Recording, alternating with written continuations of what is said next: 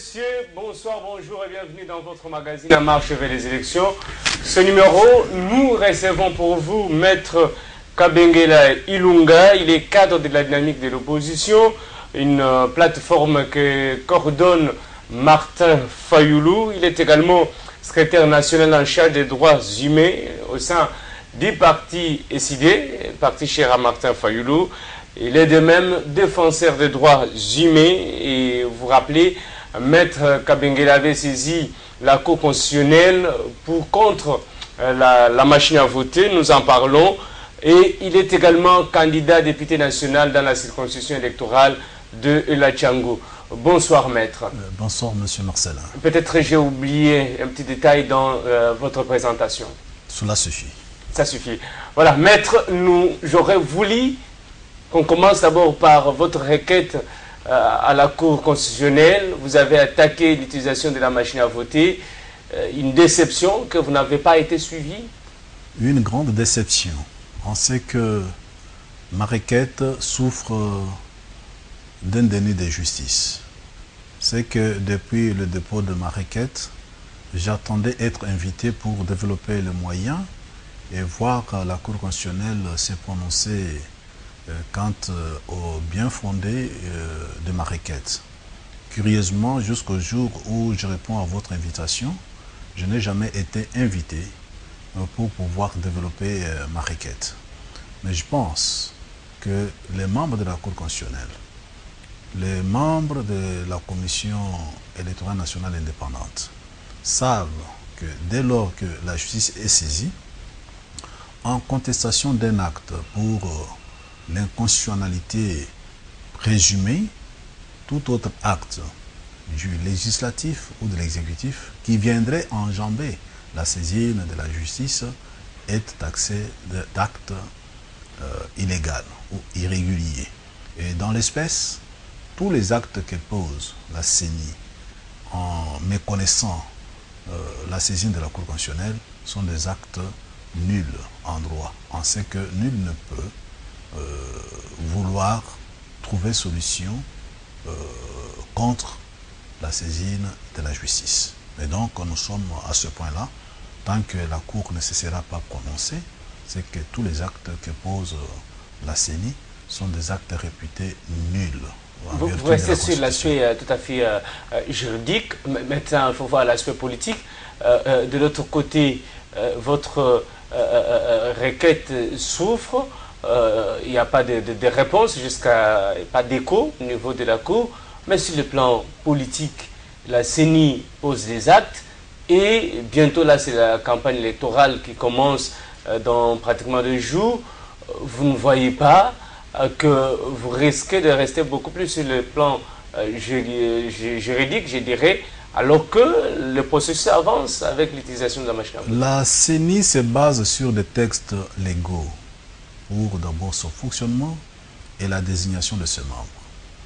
Dès lors que la CENI prend la décision portant mise en application de la loi électorale et qu'elle insère, contrairement aux dispositions légales et constitutionnelles, l'usage de la machine à voter, et qu'un citoyen congolais que je suis saisisse la Cour constitutionnelle en contestation de ces décisions, je pense que la CENI ne peut pas mettre plutôt en branle l'usage de la machine à voter sans violer la saisine de la Cour constitutionnelle. Donc, aujourd'hui, ici, la CENI continue. On va procéder aux élections sur base de quoi? De la machine à voter qui est contestée. Est-ce que la CENI se transforme ou prend la compétence de la Cour constitutionnelle pour dire que la requête déposée par Maître Kabengela Ilunga ne serait pas fondée? Ce n'est pas son rôle. La CENI devrait attendre la réponse que la Cour constitutionnelle devrait réserver à ma requête avant de procéder, parce qu'aujourd'hui, nous discutons de la non-utilisation de la machine à voter et la Cour constitutionnelle est saisie quant à ce. Et donc, la politique actuellement dans notre pays, qui est un État de droit, c'est ça même comme ça qu'on qualifie la République démocratique du Congo, ces institutions ne peuvent pas fonctionner en dehors des règles de droit posées par le législateur et par le constituant ainsi que les constitutions dérivées. Alors, au regard de l'impératif, je dirais même de l'organisation des élections, nous avons le timing qui est fixé. J'ai suivi le rapporteur de la CENI qui dit qu'il n'y a pas possibilité de reporter la tenue des élections pour éviter que la responsabilité tombe sur les uns et les autres. Alors, aujourd'hui, la Cour constitutionnelle a pris du temps pour répondre à votre requête. Et dès lors qu'elle ne répond pas, pensez-vous qu'on peut arriver à ce que la Cour vous donne carrément raison et que, j'imagine, si la Cour vous donne raison, automatiquement la CENI serait obligée de chercher une autre méthode pour organiser les élections, notamment le retour au papier d'État? Je pense, pour ma part, que la plupart des animateurs des institutions de notre pays ne sont pas corrects, ne sont pas honnêtes. Ils ne disent pas la vérité au peuple congolais. Dans quel contexte on peut tenir les élections? S'il y a lieu de parler de la tenue des élections, est-ce que toutes les machines commandées, entre guillemets, quand bien c'est contesté, ont-elles été livrées à la CENI? Est-ce que la CENI a dispatché toutes les machines dans tout le bureau de vote? Une question. Quand bien on aurait mis des engins à la disposition de la CENI, est-ce que la CENI a déjà recruté des personnes qui pouvaient manipuler les véhicules et les hélicoptères mis à sa disposition? Ce sont des questions. Mais la malhonnêteté dans tout ça, c'est quoi? C'est dire au peuple congolais qu'on va vers les élections alors qu'ils savent très bien que les conditions de la tenue effective des élections ne sont pas réunies. Et là, c'est pour dire, nous allons aux élections, ils attendent que l'opposition, par un moyen ou un autre, puisse dire, nous n'irons pas aux élections. Curieusement, l'opposition avertie a dit, le mot boycott n'est pas dans nos éléments de langage. Donc, nous irons aux élections, mais sans machine à voter, sans les 8 millions d'électeurs fictifs. Et à ce sujet, je pense que ceux du FCC qui soutiennent la machine à voter ainsi que le non-nettoyage du fichier électoral pour extirper les 8 millions de Congolais doivent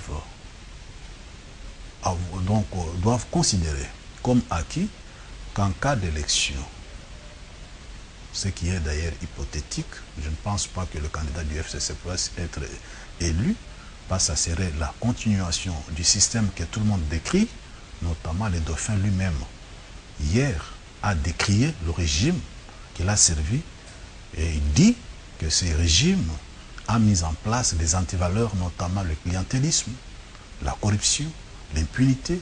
Il était dans le système et il croit et il s'engage à corriger ces antivaleurs qu'ils ont mises ensemble en place. Alors, que cela soit acquis que si jamais ce candidat-là du FCC serait déclaré élu, on devrait lui imputer les 8 millions de lecteurs fictifs et on devrait d'abord commencer par lui enlever les 8 millions parce que c'est eux, avec la CENI, qui ont intérêt à maintenir les 8 millions de lecteurs fictifs. Et cela se ferait également sur les candidats députés nationaux et provinciaux. On devrait enlever proportionnellement le quota ou la quotité de 8 millions dans chaque circonscription imputable aux membres ou aux candidats du FCC. Parce que pour l'opposition, ces électeurs-là fictifs ne sont là que pour favoriser les camps du FCC. Donc, cela sera acquis comme principe et la communauté internationale est invitée à observer avec nous cette analyse que si jamais il y a eu de voix qui seraient attribuées au camp du FCC, on devrait enlever au FCC les 8 millions. Maître, votre candidat Martin Fayoulou, la désignation du candidat commun de l'opposition n'a duré que moins de 24 heures.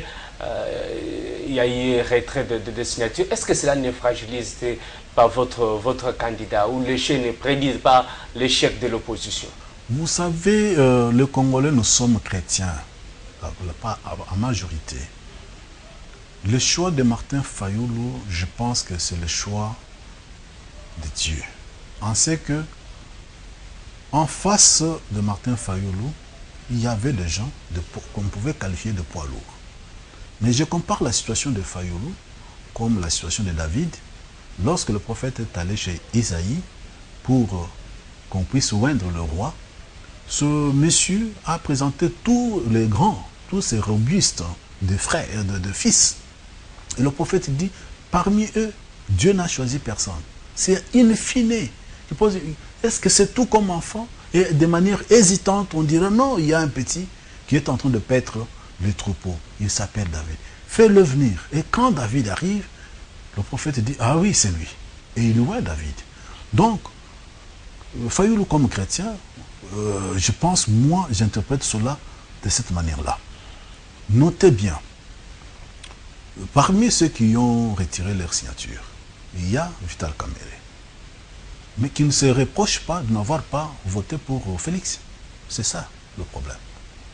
Parce que si lui avait voté pour Félix, il y aurait parité. Et puis les choses pourraient être remises. Donc, mais par rapport à Fayulu, qui est déjà désigné, il y a maintenant l'allégeance de beaucoup de forces. Force sociale, force politique. Et maintenant, c'est Fayulu qui prend donc le commandement de la candidature commune de l'opposition. Et il a, comme Dieu l'a déjà désigné, celui qui marche avec Dieu est vainqueur, même si la multitude est contre. Il y a certains qui pensent également qu'à Genève, c'était la ruse gabaonite. De l'autre côté, quand les Gabaonites ont pensé qu'ils pouvaient faire face, ils n'ayant pas la force pour faire face à Josué, ils se sont dit, nous pouvons contourner par la ruse et vivre avec Israël. Ce n'est pas le cas, parce que tout le monde savait que Félix Tshisekedi était un l'un des favoris. Comment on a quitté le consensus et arrivé au vote? Dans tout ça, quelle est la faute de Fayulu? Fayulu serait-il attribué lui-même toutes les voix? Pourquoi on doit tirer sur Fayulu? Il est bénéficiaire du résultat d'une démarche qui a été menée consensuellement. Moi, j'aurais bien voulu que ceux qui n'étaient pas d'accord avec le se retirassent avant le résultat du processus. Vous ne pouvez pas accompagner le processus. Les résultats sortent. Et puis vous-même, vous acclamez le résultat. Et après, vous faites votre face. Tenez, Étienne Tshisekedi, dont je porte des valeurs de démocratie et des droits humains, lorsque en 2011, il a été élu, et la population voulait à tout prix descendre pour confirmer son élection. En tant que leader, il a pesé le pour et le contre. Il a envoyé un message clair. Dormez comme des bébés. La question se réglera. Je vous informe que je suis le rédacteur du discours serment d'Étienne Tshisekedi de 2011. Et je suis co-organisateur du serment d'Étienne Tshisekedi. Et donc, je connais comment notre leader charismatique conduisait le peuple. Et donc, lorsqu'il y a hésitation, Étienne Tshisekedi ne parle pas. Il reste calme, laissant les choses se régler automatiquement. Et là où il est convaincu, il donne le mot d'ordre et le peuple suit. Donc, dans tout ce qui peut être reproché à Fayulu, je ne vois pas un seul acte. Est-ce que Fayulu a voté 5 fois pour lui-même? Il a voté 3 fois pour lui-même? Non. Il a ramassé des voix de ceux qui lui ont fait confiance, qui ont trouvé qu'il était le candidat le mieux placé. L'accord de Genève, là, la Constitution, nous élisons pour 5 ans.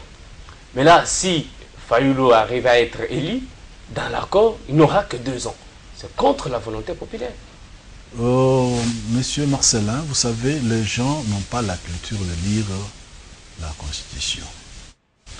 Celui qui est élu, son élection, lui comme président, ça cesse d'être un droit objectif pour devenir un droit subjectif inhérent à sa personne. Est-ce la première fois que le Congolais moyen entend parler d'une élection anticipée? Celui qui est élu et qui trouve que les conditions de mener le bateau à bon port ne sont pas réunies, il peut remettre le mandat en jeu. N'est-ce pas? Mais le mandat de Kabila, c'était de 5 ans. Il est à combien? C'est des circonstances qu'il a créées lui-même pour rallonger son mandat. Mais lorsque quelqu'un qui est élu dit « je remets en jeu mon élection », on peut organiser. Le vote anticipé, c'est prévu. C'est la pratique courante dans beaucoup de pays civilisés. Vous n'avez pas répondu à ma question par rapport aux chances de réussite de votre candidat. Quand nous regardons la cartographie électorale, la partie Est regorge beaucoup d'inscrits par rapport, par exemple, à l'Ouest, et que nous savons que Félix Tshisekedi alors devra partager la capitale avec Fayoulou, mais aussi avec les candidats du FCC. Au Kasaï, de même, les voix de l'Est pourront se distribuer entre Chadari et Kaméré. Encore une fois, votre candidat. Vous ne voyez pas que cet échec est prévisible? Vous savez combien de gens de l'Équateur sont avec Fayoulou? Vous savez combien de gens du Grand Kasaï sont avec Fayoulou? Vous savez, qui pensait que Macron allait être élu en France? Qui pensait que Trump allait remporter les élections aux États-Unis? Qui a pensé un seul instant que Fayoulou serait désigné candidat commun de l'opposition? Personne. Dieu est souverain et nous travaillons pour son élection. Et c'est ce travail-là que nous adonnons pour que, après le 23, lorsqu'on va proclamer le résultat, que la Commission électorale nationale indépendante dise « est élu président de la République, Monsieur Fayoulou Madidi Martin ». Avant la désignation, il y a eu le sondage Bercy qui donnait Félix Tshisekedi comme favori avec plus de 36%. Votre candidat n'avait que 5%. Et d'ailleurs, si nous prenons les voix qui ont été attribuées à tous ces leaders de l'opposition, vous verrez que dans l'ensemble, ils n'arriveront pas au pourcentage, si on fait la sommation de leur pourcentage, ils n'arriveront pas au pourcentage de Félix Tshisekedi. Je suis heureux. Vous savez, en termes de sondage, moi, j'ai eu une petite formation en matière de sondage. On devrait d'abord nous préciser l'échantillonnage choisi, les strates sociales qui ont constitué l'échantillonnage, c'est quel type de personnes, combien de fonctionnaires, combien d'étudiants, combien de Kassaïens, combien de gens de l'Équateur, combien de sans-emploi, combien de hauts cadres, combien de journalistes, combien de juristes.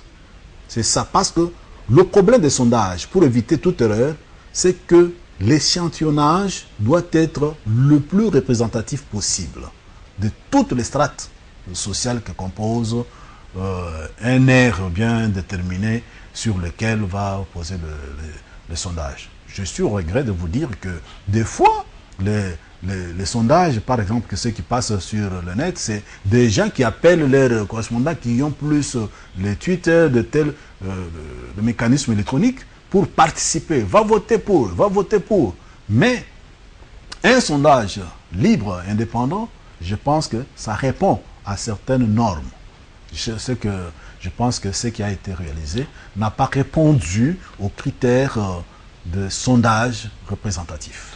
Votre candidat arrive à Kinshasa ce mercredi. Vous confirmez cette arrivée du candidat Martin Fayoulou? Je confirme le retour de M. Fayoulou Madidi Martin, le candidat président de la République pour le compte de l'opposition politique, et c'est lui qui va prendre le commandement de ce pays. Et nous allons tous l'accueillir, et tous ceux qui sont avec nous, nous serons à l'aéroport pour accueillir l'homme de l'expérience. On a appris du candidat Matungulu que l'avion n'a pas eu l'autorisation. Comment va-t-il arriver? C'est de l'arbitraire dont le chef dirigeant de ce pays, je pense que je l'ai promis, si jamais j'étais en charge, je pense que tout va se régler. Tout arbitraire, on devra payer. De toute façon, ils ont ramassé assez d'argent pour être en mesure qu'après le mandat, il puisse payer au peuple congolais tous les torts qu'ils sont en train de commettre au peuple congolais. On ne peut pas interdire à un citoyen congolais de se déplacer à bord d'un moyen librement choisi par lui. Alors, dans tout ça, le retour de Fayulu annoncé pour ce mercredi, le retour de Fachi annoncé pour le samedi prochain, je peux résumer que le divorce est consommé. Je ne suis pas de ceux qui pensent qu'il y ait le divorce. Fayulu et Fachi ont combattu et combattent le même combat. Il est que tout au long du parcours, on soit divergent. Demandez aux mariés combien de fois il y a des petits couacs entre l'homme et la femme. Fayulu, que vous voyez là, vous savez qu'il a été approché pour être Premier ministre et qu'il avait refusé en disant que ce n'est pas lui, c'est Fachi. Vous savez que le combat qu'a mené Fayulu pour que l'unité de l'UDPS demeure au moment où les gens voulaient tirer l'un d'un côté, l'autre de l'autre côté. Fayulu s'est investi pour appeler tel, attention, conserver l'unité de l'UDPS. Donc, le divorce n'est pas consommé. Parce que, prenez, aujourd'hui c'est le premier couac entre Fayulu et Fachi. Mais avec Vital Kamerhe, il y a eu plusieurs couacs par le passé. En 2011, Vital Kamerhe n'avait pas supporté l'autorité d'Étienne Tshisekedi. Genval, il avait refusé. Et Fayulu était parti. Vous voyez tout ça. Quand nous considérons qu'il est possible un rapprochement entre Fachi et Vital Kamerhe, mais qui ont eu par le passé beaucoup de points de divergence, à combien plus forte raison la réconciliation ne peut-elle pas être possible après les élections? Même avant, entre Fachi et Fayulu, étant donné que ce qui les divise, ce qui est le point de convergence, c'est moindre par rapport à leur point de convergence. Alors que ce qui est en train d'être tenté entre Vital Kamerhe et Fachi, il y a plus de points de divergence qu'il y a de points de convergence entre les deux. Donc, pour les analystes politiques de la vie politique congolaise, ils vont sérieusement constater que Fayulu et Fachi sont obligés d'être ensemble, de mener ce combat ensemble. Les erreurs ne peuvent pas manquer. Le petit distance. Tenez, quand UDPS prend la décision, alors qu'ils sont ensemble, de dire avec ou sans machine à voter, vous irez aux élections. Ça, Fayulu ne peut pas le dire sans consulter les autres. Mais quand bien même, on l'a dit, les Fayulu et les autres ont dit, gardons l'unité de l'opposition. C'était un couac. Si certaines personnes n'avaient pas de retenue, si Fayulu n'avait pas de retenue, il aurait dit beaucoup de choses. Mais il a dit, faisons l'unité. Parce que c'était un problème important, problème de l'usage ou non de la machine à voter. Mais quand un leader qui était ensemble avec les autres dit, avec ou sans machine à voter, nous irons aux élections, c'est déjà un problème. Mais les autres ont dit, gardons l'unité de l'opposition. Et ils l'ont gardé. Mais aujourd'hui, quand il y a eu ce qu'il y a eu à Genève, et que c'est Fayulu qui est désigné, est-ce que les gens se posent la question, si ce n'était pas Fayulu, quelle serait l'attitude de Fayulu? Il allait accepter. Sachez très bien que pour désigner le président du comité de sages du rassemblement, c'est Fayulu qui était plébiscité pour occuper ce poste.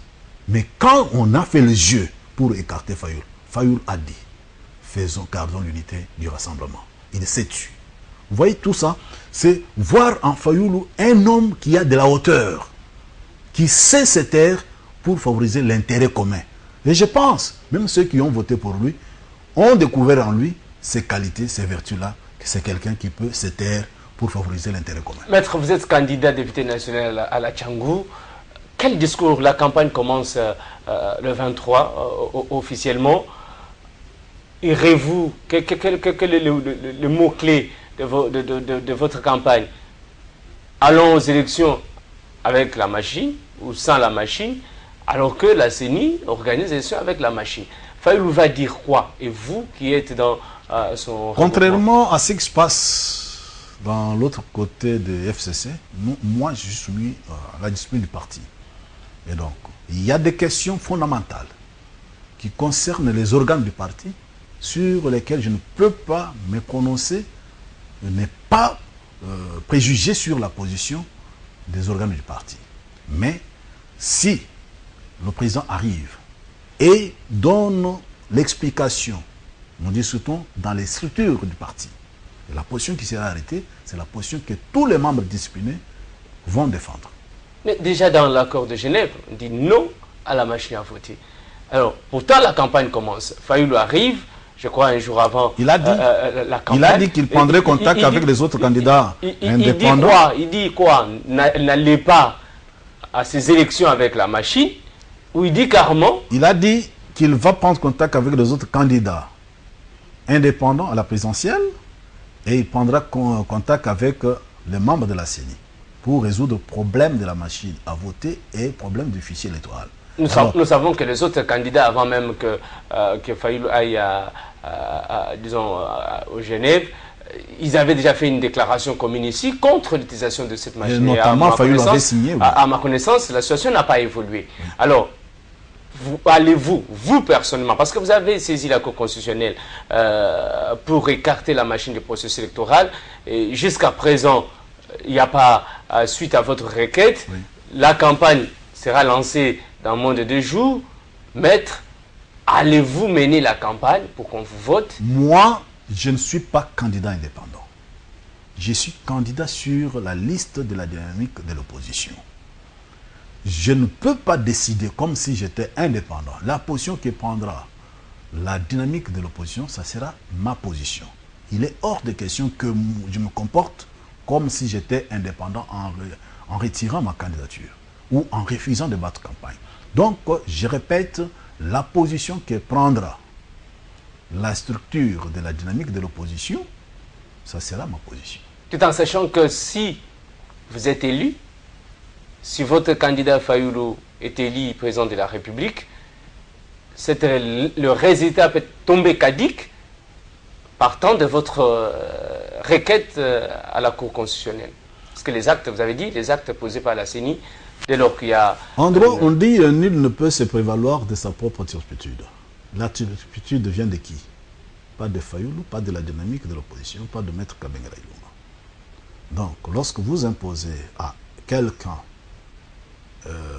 une position et qui, in fine, cette position-là le favorise, vous ne pouvez pas évoquer votre propre turpitude pour l'invalider. Donc, il sera candidat, il sera élu, Kabengele sera élu. Donc, sauf si, à travers ma propre turpitude, je serai élu. Mais la turpitude vient du FCC et de la CENI, qui ne se gênent pas de se soutenir mutuellement. Alors que d'une part, vous avez le gouvernement et d'autre part, vous avez la CENI. Au point que la CENI dit, nous n'avons pas de moyens de contrainte quand un ministre ou des ministres battent campagne pour un candidat. Ils ont même des difficultés de cerner la notion des ressources humaines et matérielles de l'État congolais. Il y a même un ministre que je trouve non imputable parce qu'on ne juge pas l'ignorant. Il est ignorant sur beaucoup de questions, sur ce qu'il faut entendre par ressources humaines de l'État.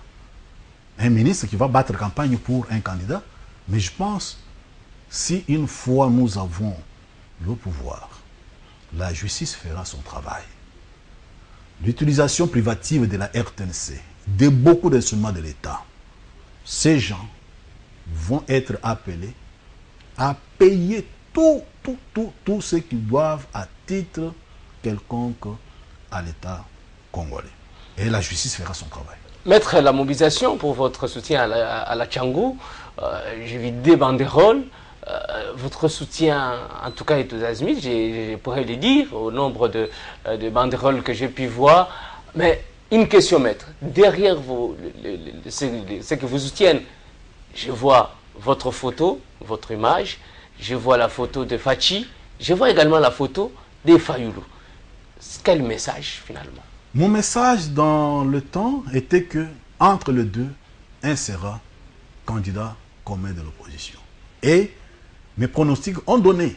Je n'avais pas donné d'autres visages. Vous savez que je suis en bon terme avec Vital Kamerhe et avec les autres. Mais dans ce banderole-là, il y avait Fachi. il y avait Fayoulou. Et je disais à quiconque, en liste, il y a seulement deux noms. Si ce n'est pas Fati, ça sera Fayoulou. Et curieusement, mes pronostics sont tombés justes. Vous allez faire de banderoles maintenant pour... Je n'ai rien, moi, avec Fati. Nous partageons, il y a moi, les trois photos que vous avez vues, et on a écrit les porteurs de valeurs d'Étienne Tshisekedi.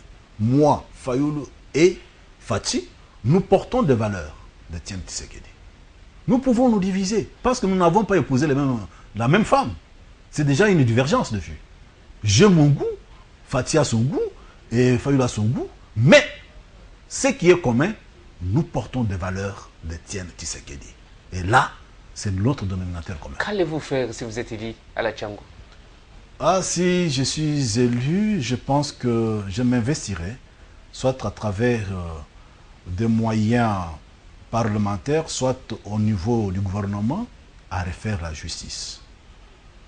Tous ceux des magistrats qui ont été irrégulièrement révoqués, à commencer par le temps de Moïse Kongolo, Luzolo, seront d'abord réhabilités. Et on traitera au cas par cas, parce qu'il est impossible dans un état de droit que l'on puisse révoquer des magistrats sans tenir compte de la procédure. Et cela va retomber sur la profession d'avocat. Nous n'allons pas accepter que tout le marché dont s'occupaient les avocats soit confié à certaines structures comme le guichet unique. Nous allons refaire et nous allons prendre un certain nombre de lois, si on est au gouvernement, un certain nombre d'arrêtés pour que certains actes ne puissent être posés par les privés qu'avec le concours des avocats. Donc la justice, ça sera notre regard va tourner plus sur la justice parce qu'aujourd'hui, elle est devenue clientéliste. La justice, pour passer de tel grade à tel autre, il faut chanter le dialélo. Or, c'est la justice qui élève la nation. Et moi, je suis acteur de la justice depuis 1995. Et je connais les devoirs des magistrats et des avocats. Merci, Maître Kabengela, d'être venu En Marche vers les élections. C'est moi qui vous remercie, Monsieur Marcelin, de m'avoir invité à votre émission. Merci. Madame, Messieurs, c'est la fin de ce numéro de votre magazine. Je vous retrouve très prochainement avec un nouveau numéro. Merci bien.